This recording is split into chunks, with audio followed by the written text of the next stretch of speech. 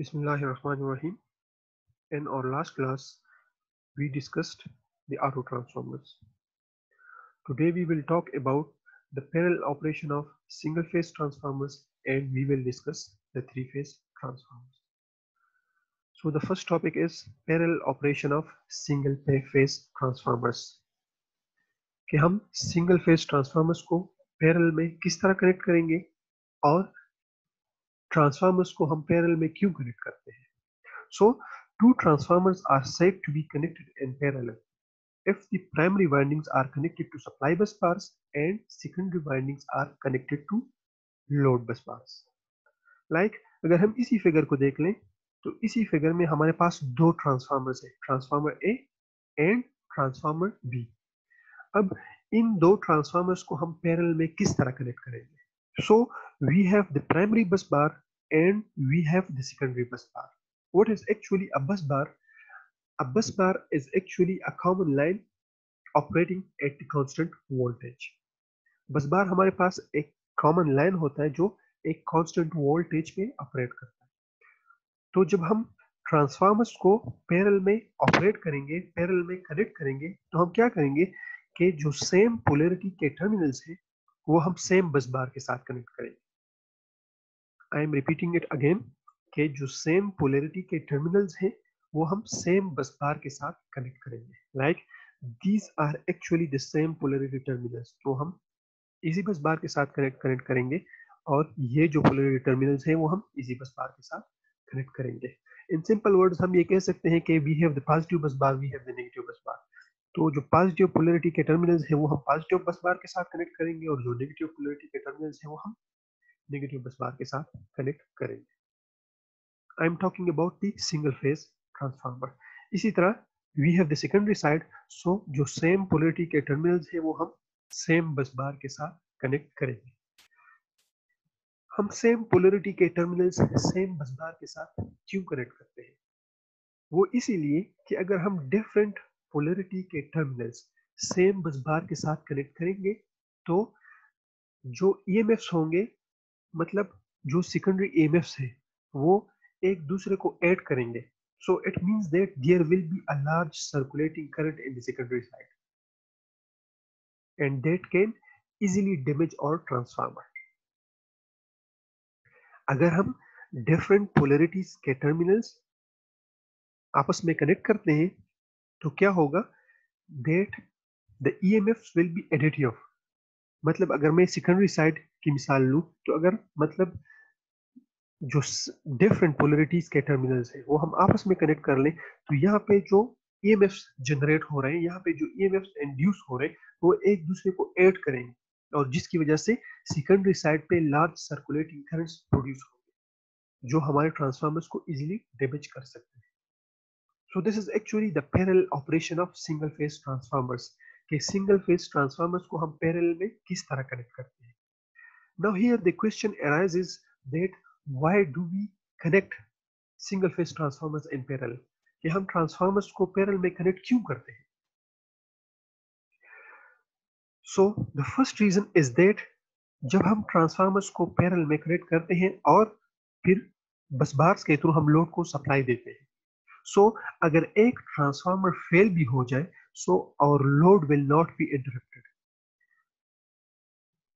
The continuity of supply will be maintained by means of other transformers. अगर एक transformer fail भी हो जाए या अगर एक ट्रांसफार्मर पे हमने मेंटेनेंस करनी हो, एक ट्रांसफार्मर को हमने रिपेयर करना हो तो जो हमारा लोड है वो डिस्टर्ब नहीं होगा, जो हमारी सप्लाई है वो कंटिन्यू रहेगी by means of other transformers.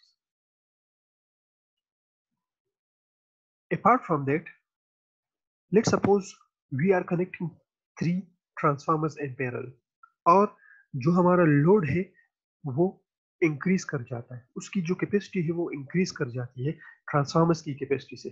तो हम एक फोर्थ ट्रांसफार्मर इजीली इनके साथ पैरेलल में कनेक्ट कर सकते हैं. So we can easily insert more transformers in parallel to supply the load. So these are actually the reasons that we connect the transformers in parallel. Normally हम three phase transformers parallel में connect करते हैं.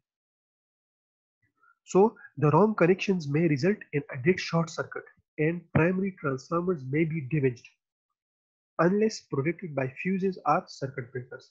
There are three principal reasons for connecting transformers in parallel. Firstly, if one transformer fails, the continuity of supply can be maintained through other transformers.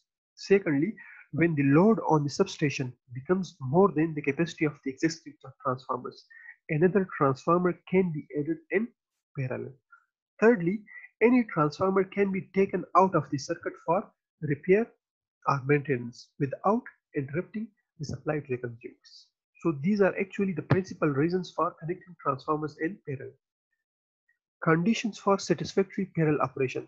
These are actually the four conditions which must be met for the satisfactory parallel operation of transformers. In order that the transformers work satisfactorily in parallel, the following conditions must be satisfied. The first condition is that transformers should be properly connected with regard to their polarities. जिस तरह already मैंने आप लोगों को बताया कि जो same polarity के टर्मिनल्स हैं वो हम सेम बस बार के साथ कनेक्ट करेंगे, क्योंकि अगर डिफरेंट पोलरिटीज के टर्मिनल्स हम सेम बस बार के साथ कनेक्ट करेंगे तो जो ईएमएफ्स है वो एडिटिव होंगे और उनकी वजह से लार्ज सर्कुलेटिंग करंट्स प्रोड्यूस होंगे जो हमारे ट्रांसफार्मर्स को इजीली डैमेज कर सकते हैं. The voltage ratings and voltage ratios of the transformers should be the same. जो ट्रांसफार्मर्स हम पैरेलल में कनेक्ट करना चाह रहे हैं तो उनकी जो वोल्टेज रेटिंग्स है और जो वोल्टेज रेशियोज है वो सेम होने चाहिए, क्योंकि अगर वोल्टेज रेटिंग्स और वोल्टेज रेशियोज सेम नहीं होंगे तो जो ईएमएफ्स जनरेट होते हैं सेकेंडरी साइड पे या प्राइमरी साइड पे वो अनइक्वल होंगे, और जो जब ईएमएफ्स अनइक्वल होंगे तो automatically there will be circulating currents, there will be large circulating currents, और जब ज्यादा circulating currents flow हो रहे होंगे so that can easily damage our transformer.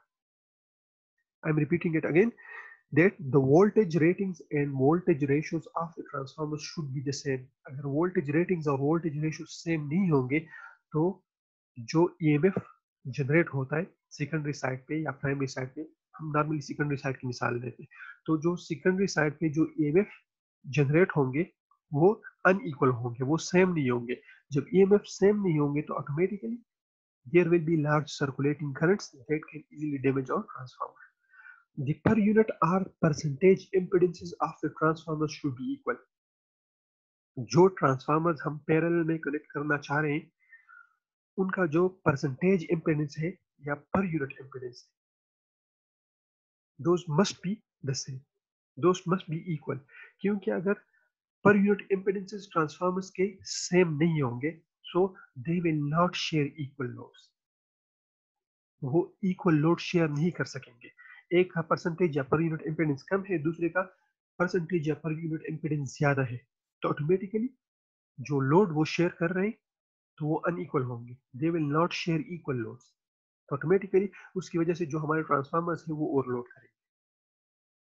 The fourth point is the reactance resistance ratios of the transformers should be the same.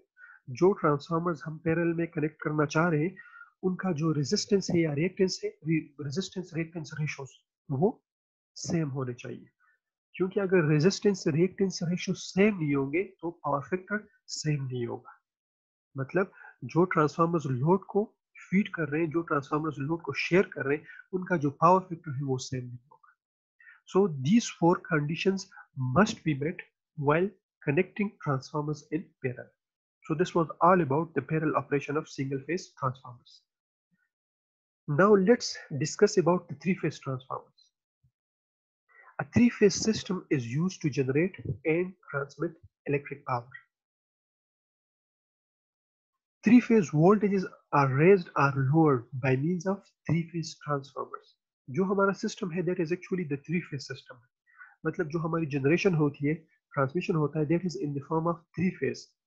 So generation side पे या distribution side पे we have to raise or lower the three phase voltages by means of three phase transformers. अब three phase transformers को हम किस तरह construct करते हैं, हम किस तरह बिल्ड करते हैं, तो उसके दो तरीके हैं. एक तरीका ये है कि हम तीन सिंगल फेज ट्रांसफार्मर्स लें और उनको आपस में कनेक्ट करके एक थ्री फेज बैंक बनाएं. हम तीन सिंगल फेज ट्रांसफार्मर्स ले और उनको आपस में कनेक्ट करके एक थ्री फेज बैंक बनाए. So the first method is by suitably connecting a bank of three single phase transformers. और दूसरा तरीका ये है कि हम एक कॉमन मैग्नेटिक स्ट्रक्चर पे एक थ्री फेज ट्रांसफार्मर कंस्ट्रक्ट कर लें. मतलब एक ही केस के अंदर एक कॉमन मैग्नेटिक स्ट्रक्चर पे हम थ्री फेज वाइंडिंग्स प्लेस कर लें तो हमारे पास एक ही थ्री फेज ट्रांसफार्मर बन जाएगा. दोनों केसेस में जो प्राइमरी और सेकेंडरी वाइंडिंग्स हैं उनको हम स्टार या डेल्टा में कनेक्ट करेंगे. तो जो हमारे पॉसिबली फोर कनेक्शन बनते हैं that is star to star, delta to delta, star to delta और delta to star. Let's discuss about the bank of three single phase transformers and a three phase transformer. So we have a bank of three single phase transformers कि जब हम तीन single phase transformers लेते हैं और उनको आपस में कनेक्ट करके एक बैंक बनाते हैं तो ये हम किस तरह करेंगे.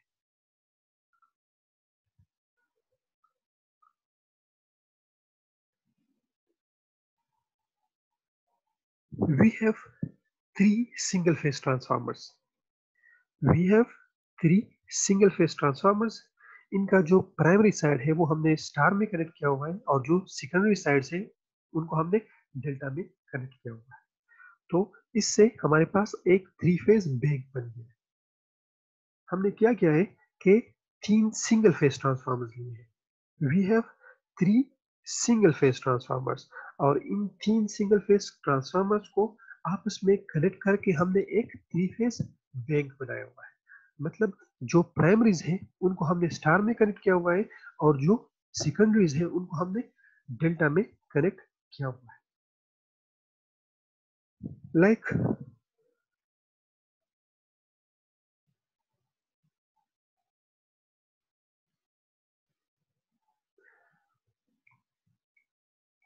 मतलब we have three windings,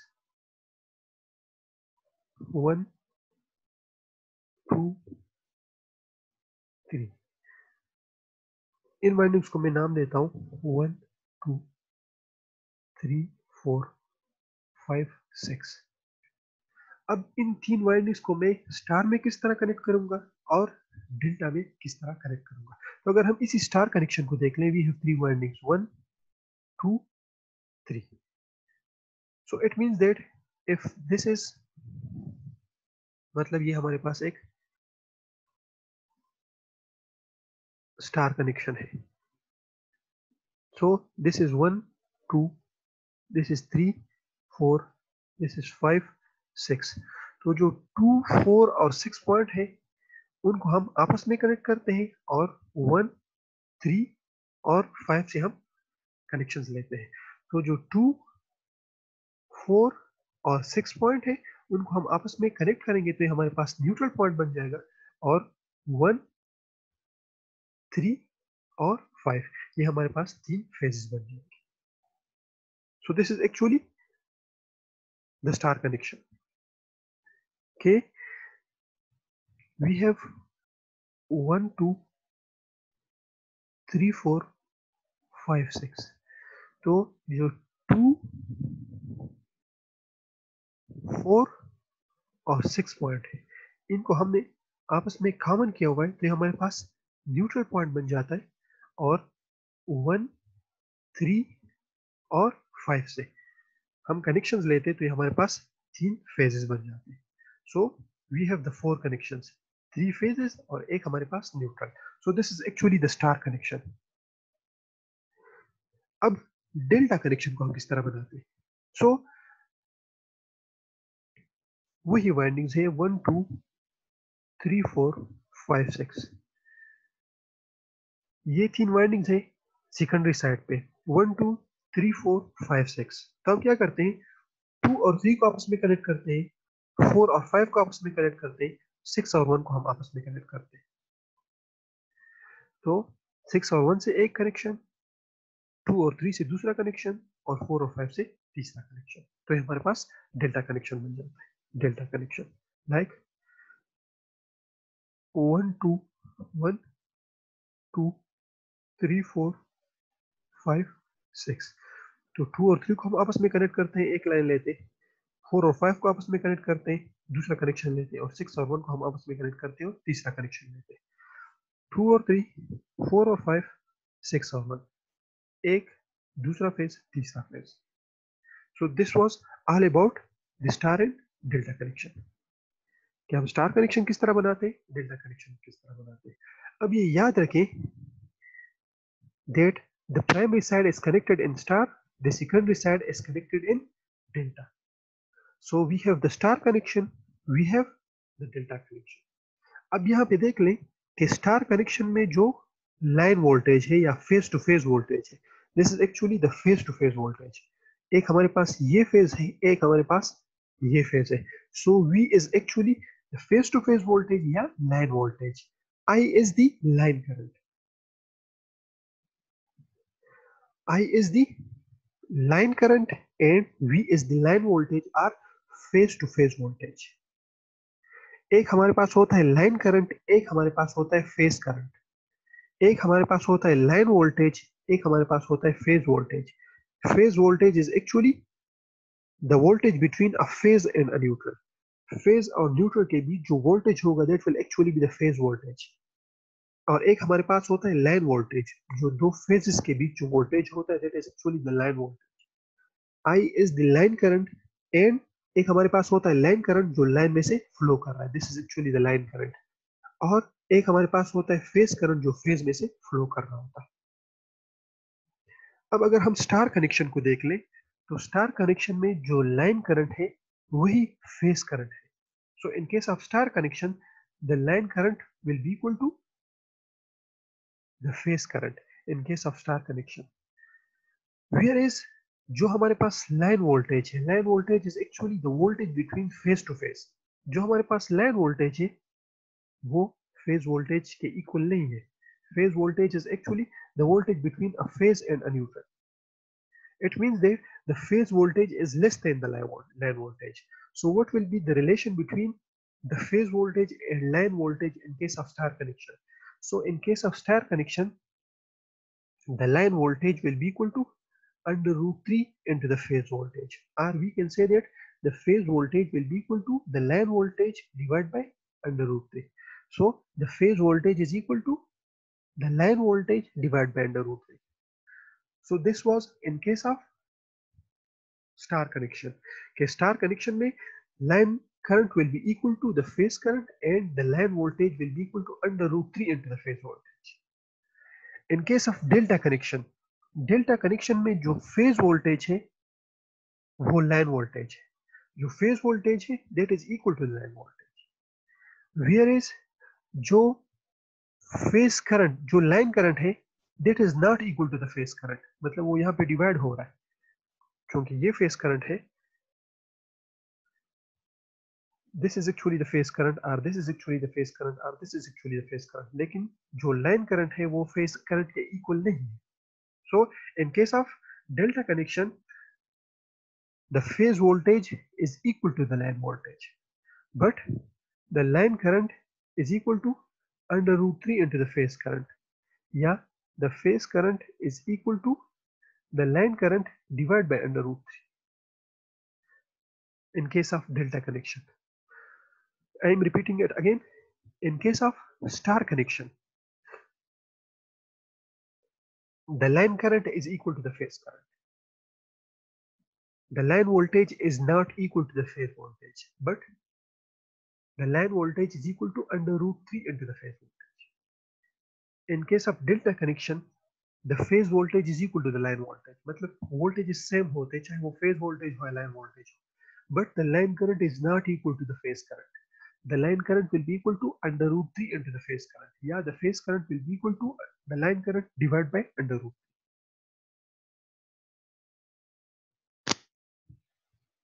So this was all about the bank of three single phase transformers.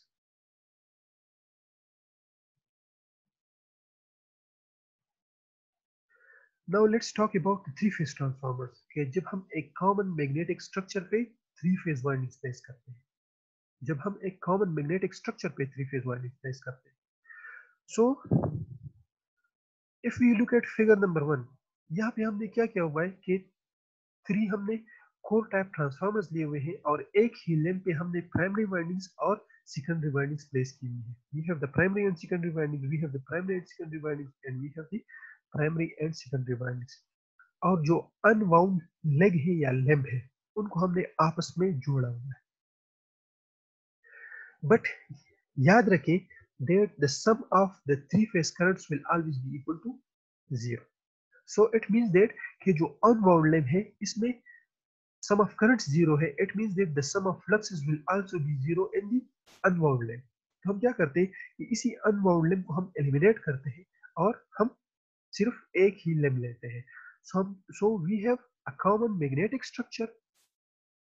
We have the three legs और एक लेग पे हमने प्राइमरी और सेकेंडरी वाइंडिंग्स प्लेस की हुई है.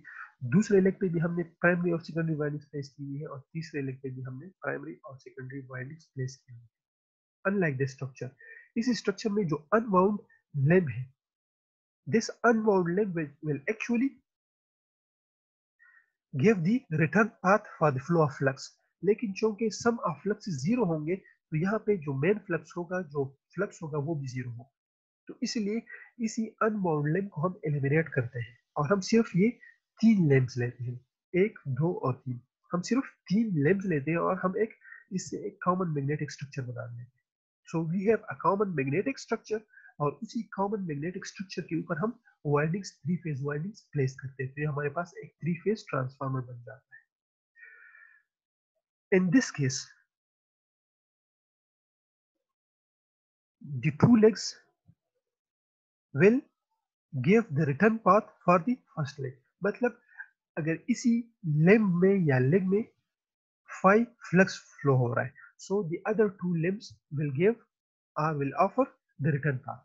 मतलब 5/2 flux will flow in this path and 5/2 flux will flow in this limb. इसी तरह अगर इसी लिम्ब में 5 फ्लक्स फ्लो हो रहा है, so the other two limbs will offer the return path. So this is actually a three-phase transformer having a common magnetic structure. So a three-phase transformer can be constructed by having three primary and three secondary windings on a common magnetic circuit. याद रखें that for the same capacity, a three-phase transformer will weigh less, occupies less space, and cost about 20% less than a bank of three single-phase transformers. अगर same capacity का मैं एक three phase transformer लूं और एक three phase bank लूं, a bank of three single phase transformer, तो जो थ्री फेज ट्रांसफार्मर होगा उसका जो वेट होगा वो भी कम होगा. That will occupy less space और उसकी जो कॉस्ट होगी that will be 20% less than a bank of three single phase transformers of the same capacity. Because of these advantages, three-phase transformers are in common use. इसलिए हम normally three-phase transformers use करते हैं. Now, what is the disadvantage of a three-phase transformer? अगर three-phase transformer में एक phase defective हो जाए या एक phase short हो जाए या कोई एक phase में कोई मसला आ जाए तो पूरा ट्रांसफार्मर हमने रिप्लेस करना होता है. अगर एक थ्री फेज ट्रांसफार्मर के एक फेज में कोई मसला आ जाए, अगर एक फेज डिफेक्टिव हो जाए तो पूरा ट्रांसफार्मर हमने रिप्लेस करना होता है. लेकिन अगर हम बैंक की बात करते हैं, अब bank of three single phase transformer, अगर बैंक में एक सिंगल फेज ट्रांसफार्मर डिफेक्टिव हो जाए तो बाकी दो ट्रांसफार्मर्स को आपस में कनेक्ट करके हम सप्लाई को कंटिन्यू रख सकते हैं without actually disturbing the supply. I am repeating it again. अगर बैंक में एक ट्रांसफार्मर डिफेक्टिव हो जाए तो उसी ट्रांसफार्मर को हम रिमूव कर सकते हैं और बाकी दो ट्रांसफार्मर्स को हम आपस में रिकनेक्ट करके सप्लाई को कंटिन्यू रख सकते हैं. सो this is actually the advantage of A bank of three single phase transformers. बस उसकी जो कैपेसिटी है वो रिड्यूस कर दें. Now let's talk about the three phase transformer connections.